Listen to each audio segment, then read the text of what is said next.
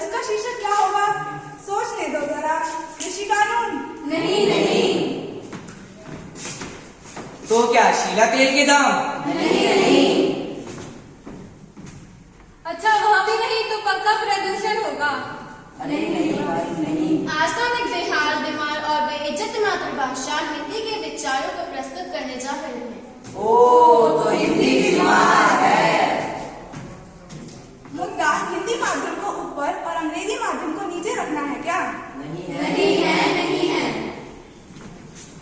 मुद्दा किसी भाषा को ऊपर या नीचे रखने का नहीं, परंतु लोगों में यह संदेश पहुंचाना है कि हिंदी हमारी राष्ट्रीय भाषा है और हमें इसका सदैव सम्मान करना चाहिए। तो चलिए साहिबान, कदरदान, मेहरबान, आप सभी के सामने प्रस्तुत है नुक्कड़ नाटक हिंदी बीमार है।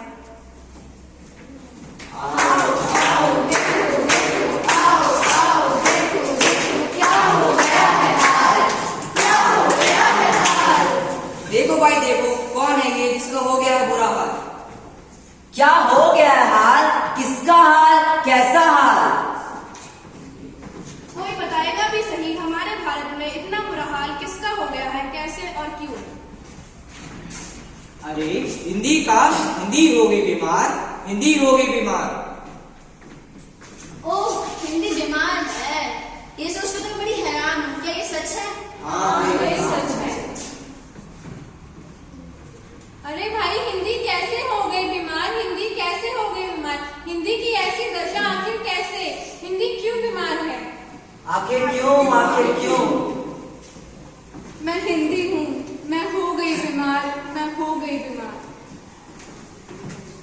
अरे भाई कोई मुझे तो बताओ, हिंदी बीमार क्यों हो गई? कोई बताएगा भी हमारे भारत में मातृभाषा की ऐसी दुर्दशा आखिर कौन है जिम्मेदार? आखिर कौन? आखिर कौन? अपने ही देश में पढ़ाई हो गई, ना जाने हिंदी भाषा कहाँ खो गई। जिस भाषा को भारत का गौरव माना जाता है, आज वह भाषा खोती ही जा रही है। होती ही जा रही है। सुनो सुनो मेरी दुखद व्यथा सुनो, सुनो सुनो मेरी दुखद व्यथा सुनो। मेरे ही देशवासियों ने मुझे पराया कर दिया, अंग्रेजी को प्रतिमा दी और मुझे पीछे कर दिया। पर तो तुम्हारी मातृभाषा हो। तुम तो सम्मान के अधिकारी हो, तुम्हारा अपमान क्यों और कैसे? हाँ मैं हूँ, पर यह जमाना बदल रहा है। अब माँ को कौन याद करता है? अब समय बदल रहा है। अंग्रेजी में डले लोग मुझे भूलते जा रहे हैं, भूलते जा रहे हैं। मेरा अस्तित्व अब खतरे में है।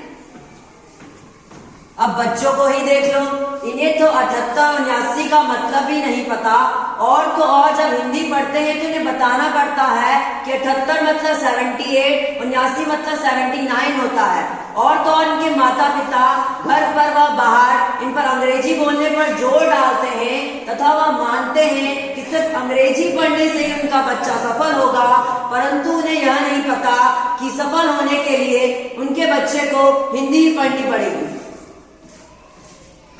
अरे नमस्कार, राम राम, राधे श्याम की जगह हम हाय हेलो और व्हाट्सएप ब्रो कहते हैं। हाय को किसी समय दुख का प्रतीक माना जाता था, पर अब लोग सुबह उठते ही व्हाट्सएप ग्रुप और फेसबुक पे हाय से ही शुरुआत करते हैं। नमस्कार, धन्यवाद, आभार जैसे सब थैंक यू में सिमट कर रहे हैं। जहाँ पहले कार्य को जल्द से जल्द पूरा करने को कहा जाता था, जहाँ पहले कार्य को जल्द से जल्द पूरा करने को कहा जाता था, जहाँ अब ASAP as soon as possible बोला और कार्य खत्म। लोग अपनी जिंदगी को आसान बनाने के लिए हिंदी भाषा को भूलते ही जा रहे हैं, भूलते ही जा रहे हैं।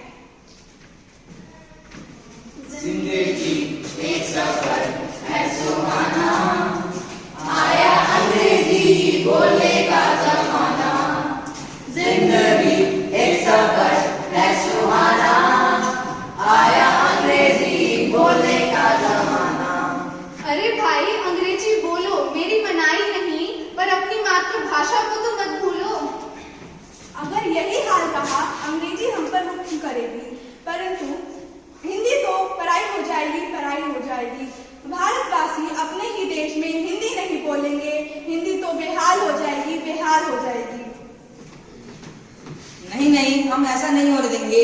अपनी भाषा की सुरक्षा हम स्वयं करेंगे, क्योंकि सारे जहां से अच्छा हिंदुस्तान हमारा हमारा, सारे जहां से अच्छा हम बुलबुले हैं इसके, ये गुलसितां हमारा हमारा, सारे जहां से अच्छा। आज से मैं भी हिंदी बोलूंगी और हिंदी भाषा का सम्मान करूंगी।